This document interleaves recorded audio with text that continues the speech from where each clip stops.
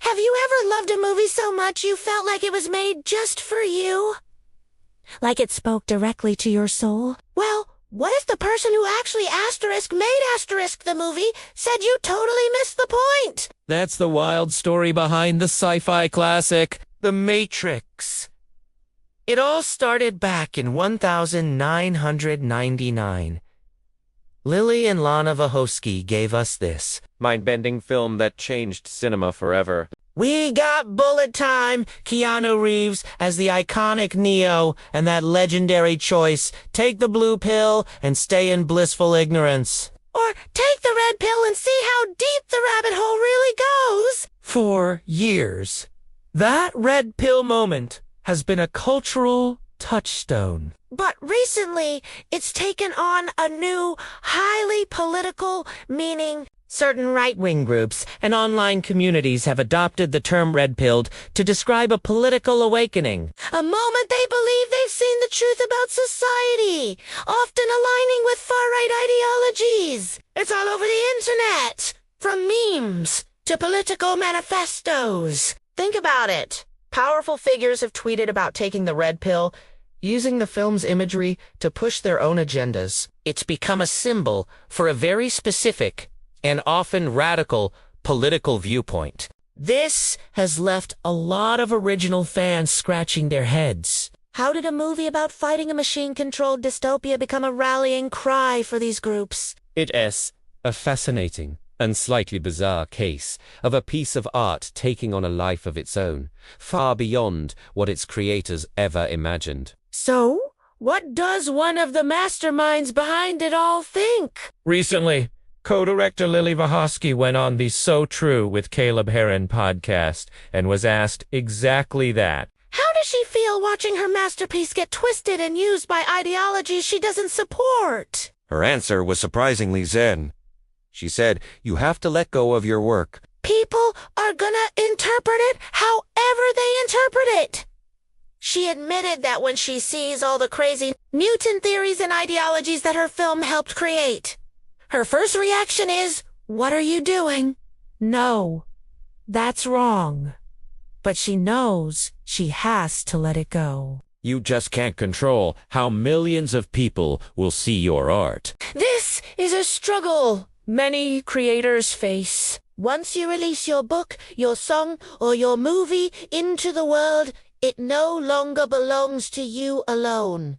It belongs to the audience. And the audience brings their own experiences, beliefs, and biases to it. Think of other examples, like how Born in the USA by Bruce Springsteen was misinterpreted as a purely patriotic anthem, when it was actually a critique of the treatment of Vietnam veterans. Or how the anti-authoritarian message of Fight Club was ironically co-opted by groups that seem to miss the satirical point entirely. Art is a mirror, and sometimes people see reflections that the artist never intended to paint. Wachowski's acceptance is a powerful lesson in creative letting go. She understands that trying to police every single interpretation is an impossible and ultimately futile task. The work is out there, and it's going to evolve in the public consciousness, for better or for worse.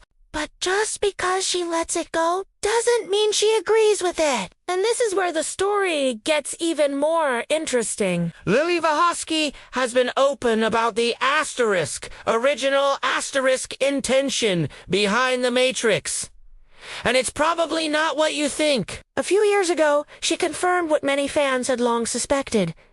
The Matrix was always intended to be a transgender allegory. Let that sink in. The journey of Neo, feeling like something is wrong with the world, that his reality isn't quite real. And then awakening to his true self and true name was a metaphor for the trans experience. The character switch was even originally written to be a man in the real world and a woman inside the Matrix, representing that duality. Lilly Wachowski explained that the corporate world at the time wasn't ready for that overt theme, so it became more of a subtext. But for her and her sister Lana, both of whom are transgender women, That was the heart of the story. It was about transformation, self-realization, and breaking free from a system that imposes a false identity on you. Seen through that lens, Neo's journey isn't about becoming a political radical, it's about becoming his authentic self. The splinter in your mind, as Morpheus calls it,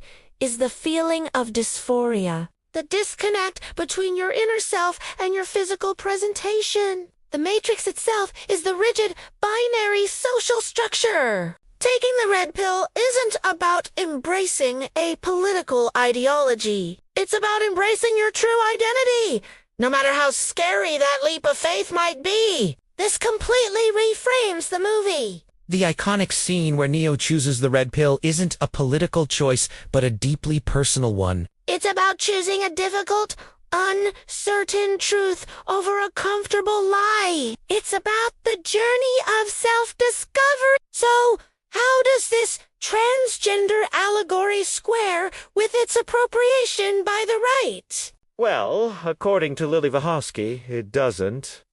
And she's not surprised it happened. She pointed out that this is a common tactic. She said, right-wing ideology appropriates absolutely everything.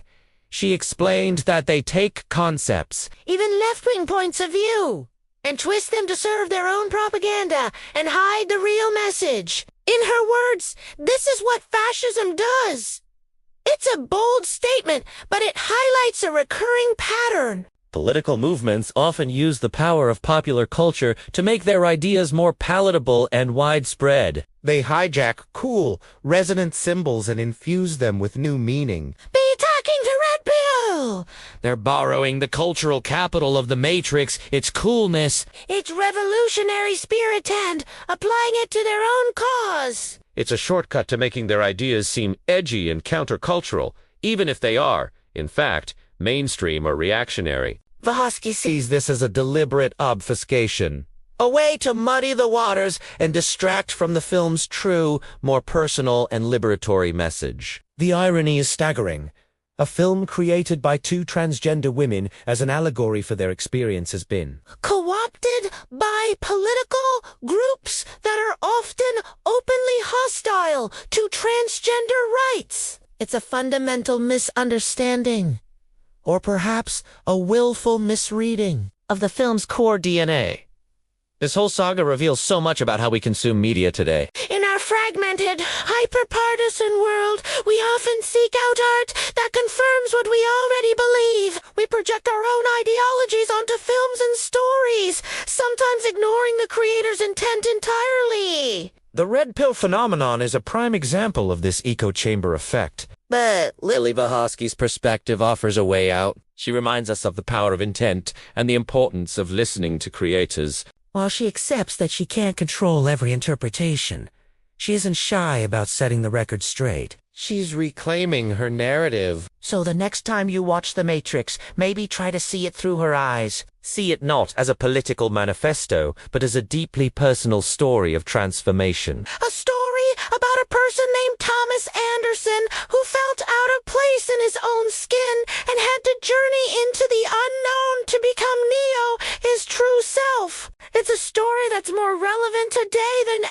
ever. And its message of authenticity and self-acceptance is far more revolutionary than any political slogan. The true red pill moment of The Matrix is about waking up to who you really are. It's a powerful reminder that art is complex, and sometimes the most radical thing you can do is simply be yourself. Thanks for watching. If you enjoyed this deep dive, make sure to like, subscribe, and hit that bell so you don't miss our next video. See you next time!